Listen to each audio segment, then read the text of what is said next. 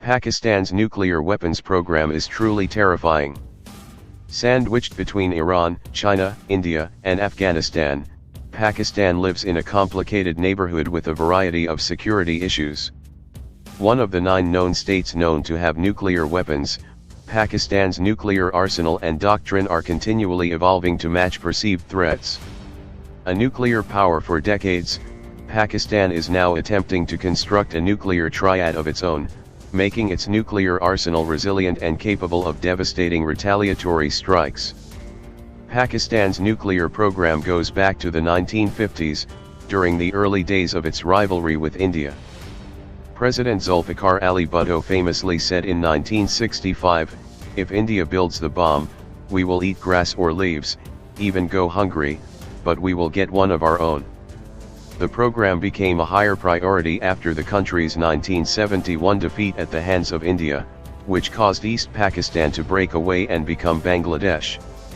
Experts believe the humiliating loss of territory, much more than reports that India was pursuing nuclear weapons, accelerated the Pakistani nuclear program. India tested its first bomb, codenamed Smiling Buddha, in May 1974, putting the subcontinent on the road to nuclearization. Pakistan began the process of accumulating the necessary fuel for nuclear weapons, enriched uranium and plutonium. The country was particularly helped by one A.Q. Khan, a metallurgist working in the West who returned to his home country in 1975 with centrifuge designs and business contacts necessary to begin the enrichment process. Pakistan's program was assisted by European countries and a clandestine equipment acquisition program designed to do an end run on non-proliferation efforts. Outside countries eventually dropped out as the true purpose of the program became clear, but the clandestine effort continued. Exactly when Pakistan had completed its first nuclear device is murky. Former President Benazir Bhutto, Zulfikar Bhutto's daughter, claimed that her father told her the first device was ready by 1977. A member of the Pakistan Atomic Energy Commission said design of the bomb was completed in 1978 and the bomb was cold tested, stopping short of an actual explosion in 1983. Benazir Bhutto later claimed that Pakistan's bombs were stored disassembled until 1998, when India tested 6 bombs in a span of 3 days. Nearly 3 weeks later, Pakistan conducted a similar rapid-fire testing schedule, setting off 5 bombs in a single day and a 6th bomb 3 days later. The first device, estimated at 25 to 30 kilotons, may have been a boosted uranium device. The second was estimated at 12 kilotons, and the next 3 as sub-kiloton devices. The 6th and final device appears to have also been a 12-kiloton bomb that was detonated at a different testing range. A U.S. Air Force Constant Phoenix nuclear detection aircraft reportedly detected plutonium afterward.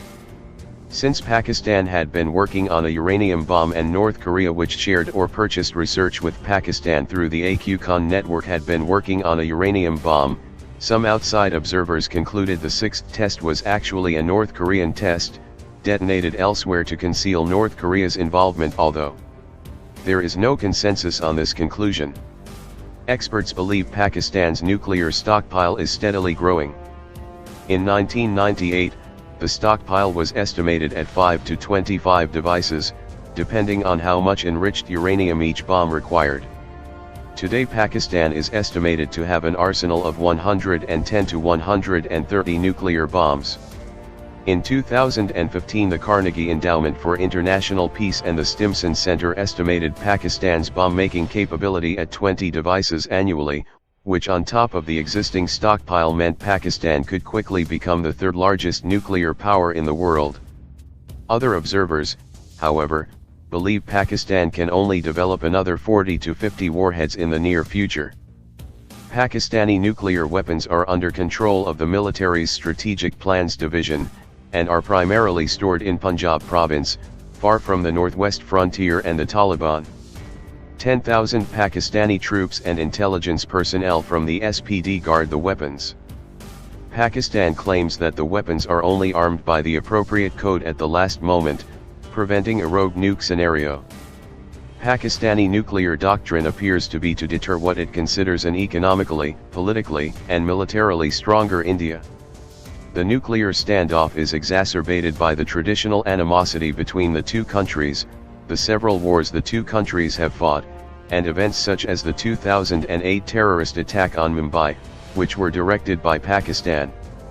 Unlike neighboring India and China, Pakistan does not have a no-first-use doctrine, and reserves the right to use nuclear weapons, particularly low-yield tactical nuclear weapons, to offset India's advantage in conventional forces.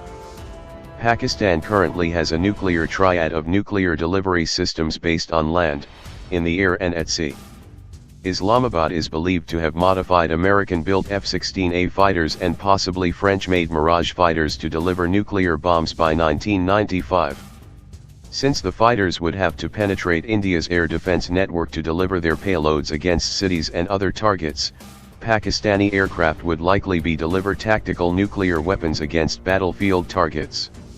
Land-based delivery systems are in the form of missiles, with many designs based on or influenced by Chinese and North Korean designs.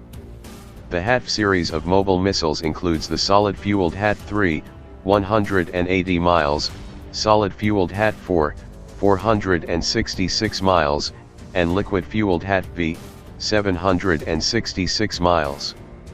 The CSIS Missile Threat Initiative believes that as of 2014, HAT-6, 1,242 miles, is likely in service.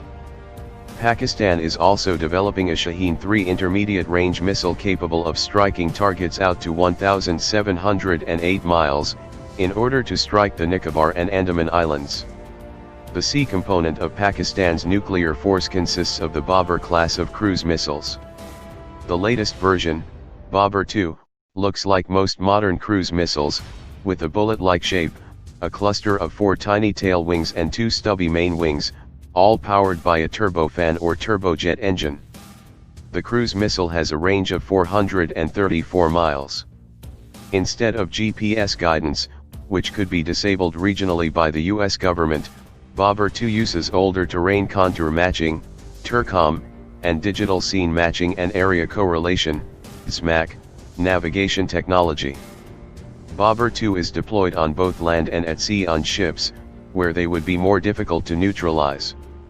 A submarine-launched version, Babur 3, was tested in January and would be the most survivable of all Pakistani nuclear delivery systems.